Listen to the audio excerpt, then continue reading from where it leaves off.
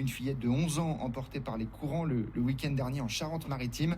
Et hier, un adolescent de 15 ans au lac de Barbazan, c'est dans les Pyrénées, sud-ouest de Toulouse, dans un plan d'eau interdit à la baignade. Dans ces deux cas, il s'agissait de sorties dans le cadre de colonies de vacances. Colonies où la baignade est d'ordinaire très encadrée, comme l'explique Louise Fénelon de l'Union nationale des associations de tourisme et de plein air. Tout d'abord, les baignades peuvent se faire sur un lieu qui est surveillé. Ça peut être une piscine municipale, ça peut être une plage dans laquelle la municipalité, là encore, a mis en place une surveillance.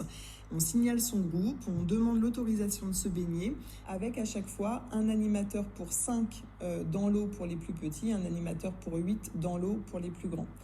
Ensuite, il y a un deuxième lieu où peuvent se dérouler ces séances de baignade. Ce sont dans des lieux qui ne sont pas forcément surveillés par d'autres personnes que par les encadrants de la colo. Pour parler plus concrètement, sur des centres de vacances, nous avons nos propres piscines. Nous mettons en place, nous recrutons un surveillant de baignade qui a une qualification particulière. Et donc là encore, des conditions très strictes avec toujours un animateur pour 5 dans l'eau et des zones matérialisées. Ça peut être aussi sur, un plan d'eau.